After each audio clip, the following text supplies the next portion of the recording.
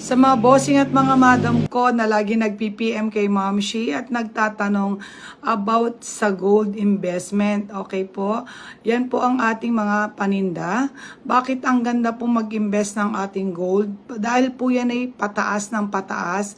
Ang value ng gold hindi po siya bumababa. Okay po, madali rin po siyang isanla kapag tayo ay nangangailangan. I-compare po natin sa mga ibang bagay na ini-invest natin, sapatos man or damit na hindi natin masasala at dumuluma.